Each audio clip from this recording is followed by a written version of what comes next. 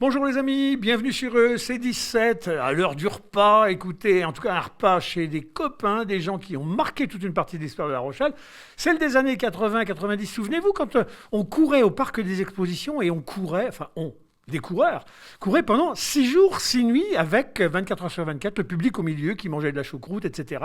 Et puis qui encourageait les gars qui tournaient autour.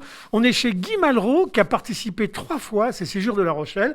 Guy qui est à mes côtés. Bonjour Guy. Bonjour Denis, bonjour.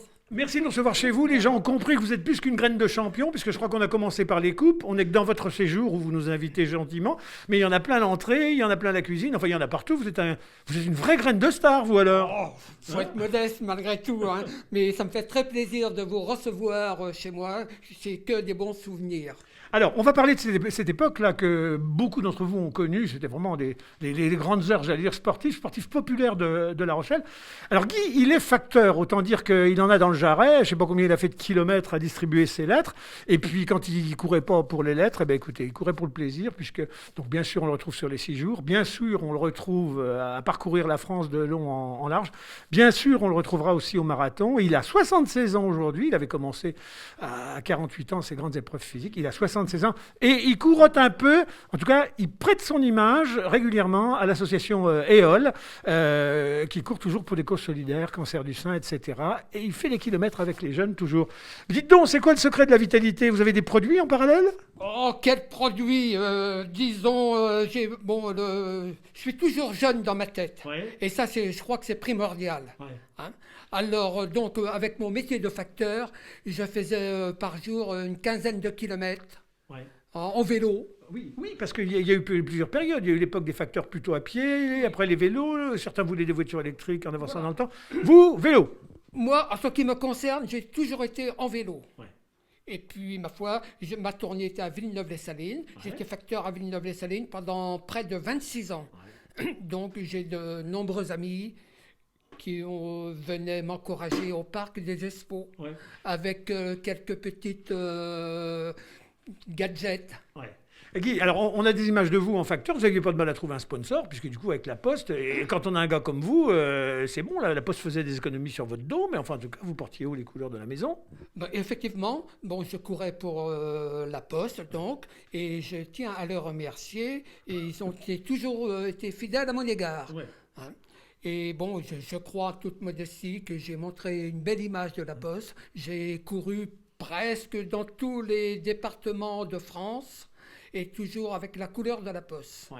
Ouais. Qui est soutenu aussi très très ardemment par la ville de La Rochelle qui ne manquait pas d'être là. Alors Michel Grépon en son temps, Maxime Bonneau. Alors je dois vous dire que vous êtes aussi, c'est un lieu ici, vraiment quand on s'ennuie, on trouve les copains tout le temps. Maxime Bonneau est là. Maxime, bonjour. Bonjour. Bon, mais dites-moi, c'est rigolo, une vie de maire quand on est un peu en retraite, pas en retraite, puisque preuve en est, vous êtes encore dehors. Souvent comme ça, les copains vous invitent? Ça arrive, heureusement, oui. C'est toujours un plaisir de retrouver les amis et d'échanger, non seulement sur ce qu'on a connu, mais sur ce qu'on connaît encore aujourd'hui. Et je pense que, justement, en voilà la preuve. Encore aujourd'hui, tu continues à t'occuper des uns et des autres. Voilà. C'est comme ça qu'on aime La Rochelle, quand les gens s'investissent. Alors, monsieur le maire et mon cher Guy, dans les années 80, on est en 87 très exactement, et ça va durer pendant 7 ans, chaque année, arrive l'idée, c'est un certain Thierry Bruand qui ramène cette idée avec toute sa force marketing, etc., de faire se dérouler au Parc des Expositions de La Rochelle une espèce de tour en rond pendant 6 jours, pendant 6 nuits. On se disait, il n'y aura jamais de candidats. Eh bien si, il y a eu des candidats. Et vous, Guy, dans les années 87-94, 3 fois vous y êtes allé, et avec du lourd, hein, on verra Jean-Gilles Boussiquet, qui est recordman du monde, mais qui est devenu un de vos copains. On a des photos, on va les voir. Donc cette édition. Alors, comment ça se passe? Il y a des tas de gens qui disaient ils courent le jour, puis la nuit, ils font comme nous. Quand les portes sont fermées, ils vont vite se coucher. Voilà. C'était jour et nuit? Et effectivement, oui, beaucoup de gens me posaient la question. Et, le départ des 6 jours avait lieu à 21h. Oui. Alors en public, avec les gens entassés sur la ligne de départ, dans le hall du Parc Expo? Voilà, au Parc des Expos, effectivement. Donc les gens me posaient la question, mais la nuit, vous arrêtez? J'ai dit non, on court pendant 6 jours jusqu'à 21h, 6 jours après. Mais comment on fait pour dormir? Parce qu'on voit bien les navigateurs, ils arrivent à trouver un peu des séquences pour dormir. Et pour vous? Bon, effectivement, en ce qui me concerne, moi personnellement, j'arrêtais 2 heures par jour. Ouais. Bon, s'alimenter, un petit coup de barre, Mais alors, est-ce qu'on arrive à dormir? On doit être obsédé à l'idée que pendant qu'on est là, à rien faire, les autres sont en train de vous rattraper, peut-être passer devant. Voilà, effectivement, oui. J'avais le sommeil en courant. Et une fois arrêté, je ne pouvais plus dormir. Ouais. Voilà. Le plus. On est stressé. Alors on se dit, tiens, l'autre, il va faire davantage de kilomètres. Alors le fait est que, disons qu'on était plutôt dans l'angoisse au lieu de se reposer. Le plus que vous ayez fait en temps à courir sans vous arrêter entre deux petites pauses que vous vous êtes accordées, ça a été 64 heures. Une séquence de 64 heures. Courir. Oui, effectivement, oui. Disons, après, c'est machinal. Ouais. On court, ça m'est arrivé au bout de 4 nuits, par exemple, je ne savais plus si on était le jour ou la nuit. Ouais. On est un petit peu désorienté, tu vois. Ouais. Je me suis arrêté aux portes du parc. Ah, j'ai dit, il fait clair. Ah, ouais. Donc, on est dans la journée. On est un peu désorienté, effectivement, oui. Vous me disiez, ça fait en moyenne jour, sur l'ensemble des 6 jours, 135 km par jour. 135 km par jour par tranche de 24 heures, ça représente quoi? C'est plusieurs marathons, ça. Alors, effectivement, ça fait une moyenne de 3 marathons par jour pendant 6 jours. Ouais. Et là, on se donne une certaine, quand même, de dire, 3 marathons par jour, faut tenir pendant 6 jours, c'est pas évident. Ouais. Et puis, ma foi... Le plus que vous ayez fait, vous, du coup, vous avez participé 3 fois au séjour. Le plus que vous ayez fait de kilomètres en 6 jours, 6 nuits, ça a été combien? Alors, en ce qui me concerne, on bat le record du monde avec mon frère. Ouais. Oui, parce que vous étiez deux, dites donc. Voilà, la première année, en 92, donc, on détient le record du monde qu'on tient encore à l'heure actuelle. Ouais. On avait fait 1365 km. 1365 km, à pied, 400 à pied. À pied. Dis donc, vous ne trouvez rien en campagne, en panne d'essence, ça ne vous fait rien, vous allez chercher une station à pied. Alors après, ça c'était en 92, avec donc La Rochelle à cette époque, il y avait 2 records du monde qui ont été battus avec mon ami Jean-Gilles Boussiquet, qui détient 1034 km. Alors lui, il est champion du monde, il est encore champion du monde? Il a été battu là, il y a quelques années par Yannis Kouros, un grec. Ouais. De 2 km. Ouais, vous continuez de suivre l'actualité quand même, hein? Vous n'êtes pas remisé dans les décors. Non.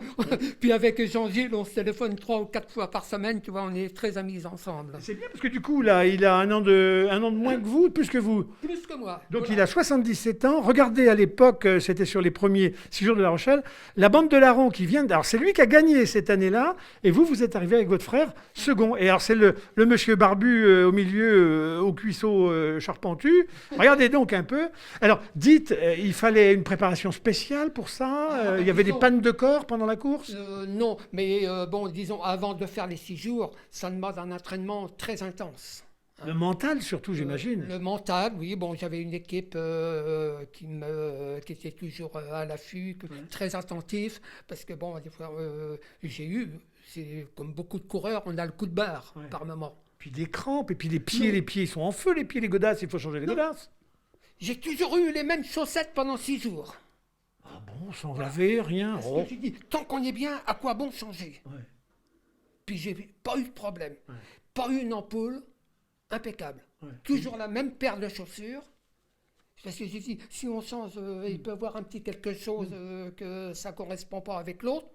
Donc, il n'y a pas des articulations qui s'échauffent particulièrement? Vous n'étiez pas sensible à des trucs, peut-être les épaules, les genoux, non. Le cœur? Non. On a été très suivis. J'avais un podologue pour voir si tout allait bien, mais aucun problème en ce domaine-là. En tout cas, ça ne vous suffisait pas. Alors les amis, imaginez le public jusqu'à tard le soir, minuit on va dire, avant que ça ferme. Même au-delà, Maxime. Alors vous êtes allé aux 6 jours, mais dans l'arène du public, à regarder les gars tourner autour et puis acheter des os de poulet? Absolument, oui. Il y avait une ambiance extraordinaire parce que il y avait la musique, il y avait les types qui tournaient, et des fois, moi, il m'est arrivé d'y aller à 2h, 3h du matin, donc là, il y avait beaucoup moins de monde, mais c'était une ambiance à la fois de concentration et en même temps d'admiration, parce que 3 marathons par jour, quand même, ça mérite un sacré coup de chapeau, et je me souviens, je voyais des athlètes qui se reposaient, qui se faisaient masser. Certains se faisaient masser les pieds parce que c'était très important de ne pas avoir d'ampoule. Et là, de ce côté-là, Guy s'en est très très bien sorti. D'autres n'avaient pas cette chance-là. Et je pense que certains abandonnaient parce qu'ils avaient les pieds qui ne pouvaient plus suivre. Quoi, hein. Alors, il y a un truc qu'il ne supportait pas, lui, c'était... Alors bon, si, corporellement, ça avait l'air de tenir la route. Par contre, du côté de lui, des oreilles, ça allait pas du tout, parce que vous aimiez pas le tintamarre, la musique. Ah oui, ça, effectivement, quand on voulait se reposer, bon, la musique à fond la caisse, c'était pas évident. Hein. Alors, c'est pour ça que je préférais reprendre mon tour de piste. Ouais. Je me sentais mieux. Je voudrais qu'on regarde 2 images, parce que non seulement vous faites les 6 jours de La Rochelle, mais alors après, comme c'était votre passion, il n'y avait pas un rendez-vous, vous n'étiez pas, les 24 heures, les 48 heures. Vous vous êtes lancé dans un... C'est pas le Tour de France, comment ça s'appelait ? La France en courant. La France en courant. Alors on a une carte qui donne à voir ce qu'était l'année où vous l'avez fait, puis on a une image de vous, perché dans la montagne. Mais alors, un intrépide, ça faisait combien de kilomètres, ça ? Eh bien, la France en courant, donc on partait toujours au moment du 14 juillet, ouais. Hein, et on arrivait le 30. Avec mon ami Jean-Gilles Boussiquet encore. Donc on a fait les Alpes, les Pyrénées, on a été jusqu'en Belgique. À quoi on pense pendant qu'on déroule le parcours ? Quand on est en voiture, on bade les paysages, on rêvasse, etc. Mais quand on court, on a le temps de regarder tout ça ? Alors bon, on regarde les paysages. Alors aussi, on pense à ses proches avec. Ah ouais ? Oui.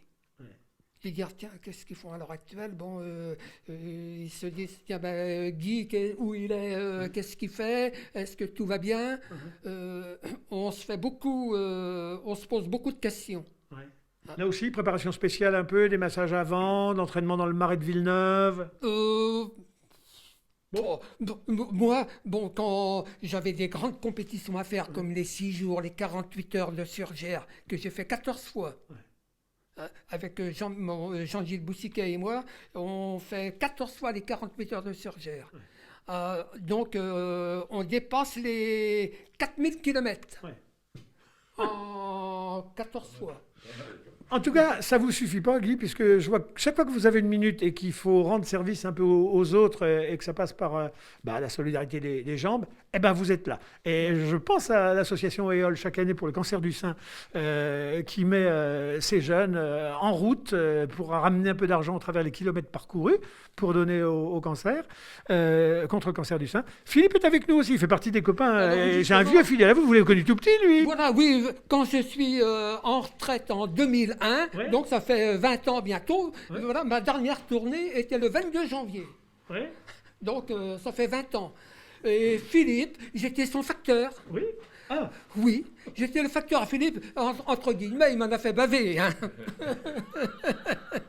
N'empêche qu'il court, je ne sais pas s'il court aussi vite que vous, mais enfin en tout cas, c'est pareil, il tient la distance, lui. Hein. Alors effectivement, EOL, pour moi, j'ai une très grande considération. Petite association à Louise Magnan, Étré, Tadon, le sud de La Rochelle. Alors lorsque je suis tombé en retraite, Philippe m'a fait appel. Il m'a dit, Guy, est-ce que tu peux venir courir avec les jeunes ? Ouais. Alors comment ça se passe avec les jeunes ? Ils ont dit, c'est qui le papy là ? C'est ringard tout ça ? Ils ont dit, ce vieux là, qu'est-ce qu'il fouille là ? Non mais j'ai aucun problème. Et même à l'heure actuelle, ça fait 20 ans donc, je crois qu'il m'estime beaucoup. Ouais. Et c'est réciproque. Philippe, vous avez une fascination pour lui. En tout cas, il fascine aussi les gars chez vous, hein, les jeunes. Quand je le vois arriver là au milieu d'eux, ils ont un respect profond pour lui. Comment il arrive ? Comment vous le mettez dans le jeu ? Comment vous le sentez ? À 76 ans en plus, non ? Bon, ça se passe naturellement. Hein. Guy, c'est une personne qui est vraiment très agréable, qui ne se prend pas la tête, malgré le palmarès. Là, on vient d'écouter là, pendant... quelques minutes et encore il dit pas tout vice-champion d'Europe ou du monde, je sais plus, il oublie quelques palmarès quand même qui sont pas oubliés. Le facteur de Villeneuve.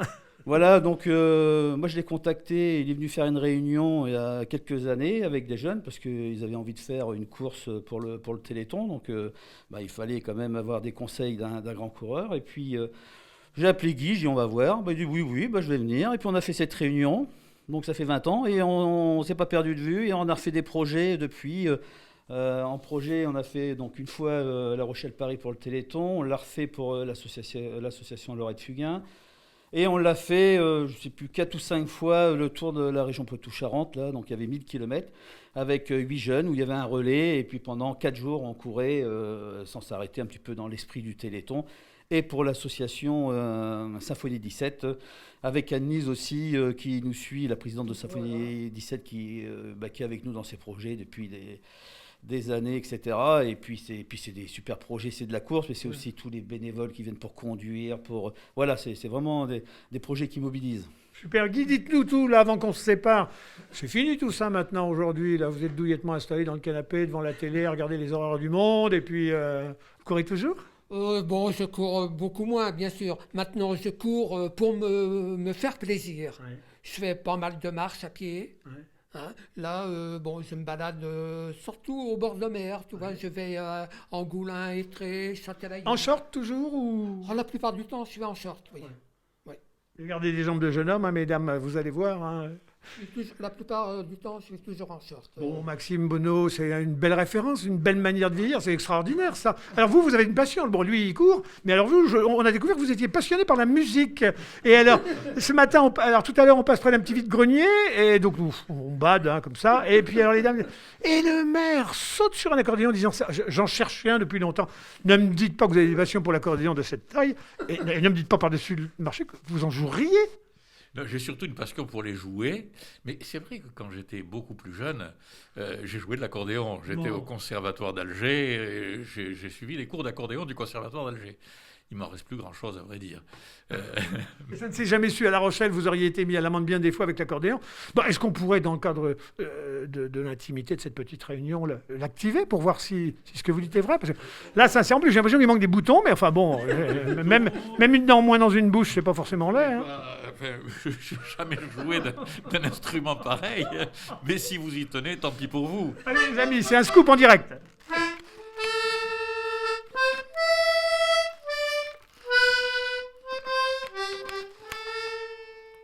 On peut l'applaudir très fort, là, Guy. Alors, vraiment. Ah, monsieur le maire, alors, un vrai bonheur. Bah, vous voyez, il a des talents cachés, notre Maxime Bonneau. Et puis, il chante très bien, en plus. Ah non, bon, voilà autre chose. J'ai entendu chanter à Éole. Ouais. C'était au mois de juin, si je ne me trompe pas. Ouais. Marie Nella. Et dès le début, j'ai dit, tiens, Tino Rossi est dans les parages. Ouais. Et là, j'ai dit, ah non, c'est Maxime. Ben voilà, le maire de La Rochelle a un bel organe. Maxime Bonneau, pouvez vous inscrire dans une chorale. Voilà les amis, en tout cas Guy, c'est un vrai bonheur de vous avoir retrouvé. Au dernier étage de votre tour à Villeneuve, on a une vue sur le Marais, sur la mer, c'est calme. Et puis, quelle belle leçon de vie, de fraîcheur vous nous apportez, de joie de vivre. Hein. Monsieur le maire Maxime Bonneau, à bientôt. Philippe Éole, courage, malgré les temps difficiles. En tout cas, nous, on continue de vous donner des rendez-vous réguliers comme ça, pour tout le bonheur du monde. À bientôt.